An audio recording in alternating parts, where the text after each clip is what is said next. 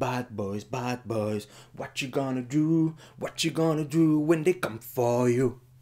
Bonjour tout le monde, on se retrouve aujourd'hui pour parler de Bad Boys for Life, la suite des deux premiers films Bad Boy réalisés par Michael Bay. Alors déjà, moi il faut savoir que je suis un très grand fan du 1 et du 2, un peu plus du 2, mais je trouve que c'est vraiment un putain de bon film d'action. Bad Boys 2, je le regarde au moins une fois par an. Et j'étais très curieux de voir ce troisième épisode, d'autant plus que ça fait des années que le projet traîne les pieds. Depuis 2008 ou 2009, on en entend parler, on sait qu'un troisième Bad Boy est sur les rails, et à chaque fois, le scénario est reparti en écriture, etc.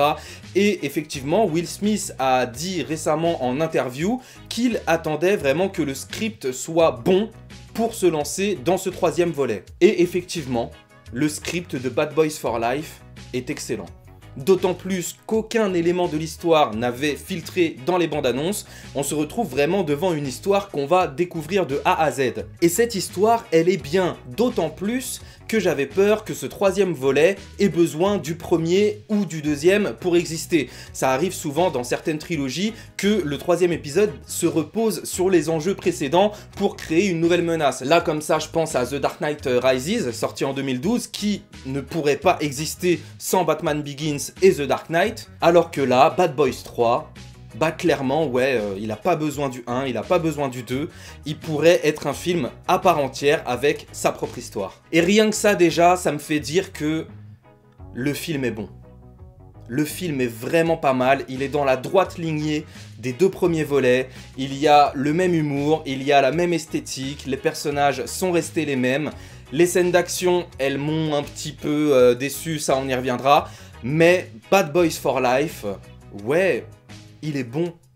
Il y a quelque chose qui m'a particulièrement choqué dans ce film, c'est l'élément perturbateur de l'histoire.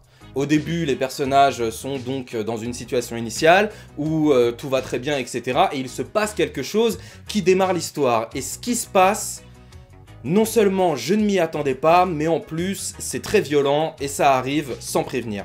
Et ça, ouais, moi, ça m'a scotché à mon siège et au bout de 20 minutes, je me suis dit, ok, je suis avec toi, film, vas-y. Même si malgré tout, je trouve que les arcs narratifs des personnages tournent un petit peu en rond. Voilà, dans Bad Boys 1 et Bad Boys 2, ils ont un certain arc. Et ouais, dans Bad Boys 3, malgré le fait qu'on les retrouve 15 ans plus tard, et bah les personnages n'ont pas beaucoup évolué. Ils sont restés les mêmes, ils n'ont pas changé, mais ils n'ont pas beaucoup évolué. En 15 ans, ce que je trouve un petit peu dommage, on se retrouve avec limite des dialogues qui auraient pu se retrouver dans Bad Boys 2. Et c'est des dialogues qui possèdent des enjeux et qui permettent de développer les personnages. Alors que ça aurait pu être dans le précédent film. Vous voyez ce que je veux dire? C'est-à-dire que les personnages sont restés les mêmes, ça c'est super, mais ils n'ont pas évolué en 15 ans. Ils sont cinquantenaires les gars. Et ils ont toujours les mêmes tourments intérieurs que quand ils avaient 35 ans. Ouais... Par contre, effectivement, l'humour fonctionne toujours. L'humour fonctionne à merveille, les vannes sont très bien écrites, elles font mouche et les acteurs se donnent à fond. C'est vrai que Martin Lawrence n'est pas vraiment en dessous, mais j'ai l'impression de sentir qu'il s'amuse beaucoup moins avec ce personnage de Marcus. J'ai l'impression que...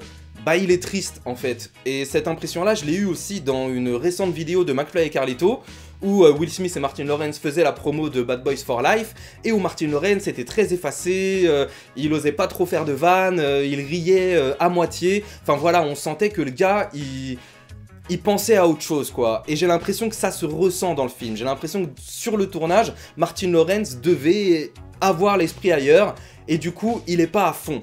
Et dans ce film, les scènes d'action sont efficaces, les visuels aussi. À la fin du film, pendant le tableau final, on a 2 ou 3 plans qui sont un petit peu originaux en termes de mise en scène. Mais sinon, ça reste vraiment basique, avec un montage basique. Voilà, ça me déçoit un petit peu, sachant qu'aujourd'hui on est en 2020 et qu'on a quand même des films qui sont calibrés au niveau de la mise en scène et au niveau de leurs scènes d'action. Voilà, je repense à John Wick, ou à Hardcore Henry, ou à Kingsman. Des films contemporains qui essayent des choses en termes de mise en scène, qu'on aime ou pas. Kingsman tente des trucs. Revoyez le combat final de Kingsman 2. Je suis désolé, c'est du jamais vu. Malgré tout, c'est beau, il y a des belles couleurs, des beaux éclairages, les personnages sont vraiment mis en valeur, tout est correct, mais sans plus. Et je trouve ça un peu dommage. Il y a aussi beaucoup de fonds verts qui se remarquent, et pas que dans les scènes de voiture. Donc voilà, c'est vrai que niveau mise en scène, ça révolutionne pas le genre, quoi. Et dans ce film, Mike et Marcus font équipe avec une team un petit peu de flics surentraînés, des anciens soldats, qui sont forts en nouvelles technologies, etc. Et moi, je m'attendais à voir des Ghost Recon. Pour ceux qui connaissent Ghost Recon, moi je m'attendais à ça, je m'attendais vraiment à ce qu'il y ait une scène où on voit que les jeunes sur le terrain sont diablement efficaces et radicalement différents de ce que font Marcus et Mike. Parce que Marcus et Mike, bah Bad Boys, ils rentrent dans le tas, quoi. Alors que là, cette équipe, justement, elle se revendique dans la discrétion, dans l'utilisation de la technologie, le drone, les images infrarouges, etc.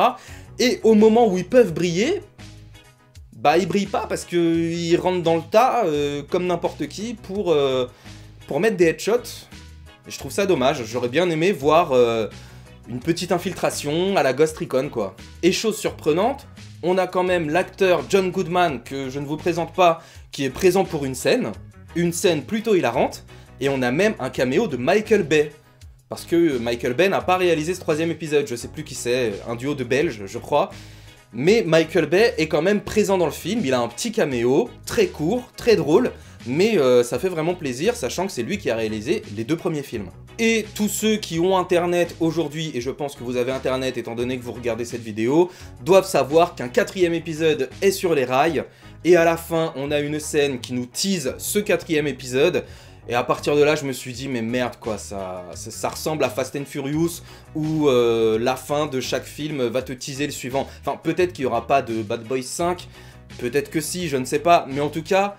la scène à la fin qui te tease le 4e épisode, on sent qu'ils ont envie de franchiser Bad Boys, et ça je trouve ça dommage. Parce que c'était pas une scène comme la fin de John Wick 2 par exemple qui te dit il y aura un 3e, c'est plutôt limite un extrait de la suite. Je sais pas si vous voyez ce que je veux dire, c'est-à-dire que la scène de la fin qui tease le 4e épisode, c'est limite si elle pourrait pas être dans le 4e épisode. Alors que John Wick 2, il a beau teaser un 3e épisode, à la fin on se retrouve avec John Wick dans une situation et on ne sait pas ce qui va se passer. Donc cette scène, la fin de John Wick 2 ne pourrait pas être dans John Wick 3, c'est la fin de John Wick 2 qui est ouverte. Alors que là, la fin de Bad Boys for Life est fermée, et à la toute fin, on te sort une scène qui tease le 4 et qui pourrait être dans le film. Enfin bon, je trouve ça dommage de voir un peu Bad Boys comme une franchise en mode Avengers, Justice League, tout ça. Enfin, je trouve ça un petit peu dommage.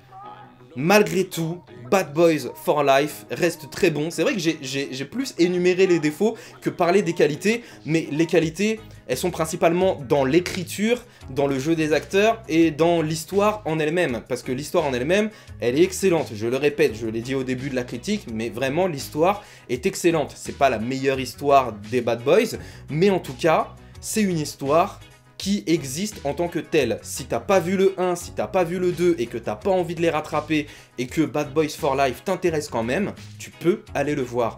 Tu vas juste rater quelques références, tu vas rater quelques blagues, tu comprendras pas trop le background de certains personnages secondaires, mais sinon, tu peux. Et ça, je kiffe.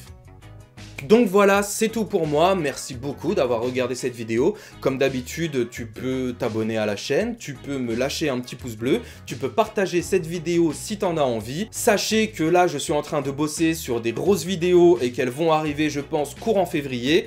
Donc voilà, j'espère que vous serez là pour voir ça. Est-ce que je vous tease la prochaine vidéo ou pas? Allez, ça va aller vite. Voilà, le teaser est fait. À toi de faire pause si t'en as envie. En tout cas, prends soin de toi. À très bientôt. Salut!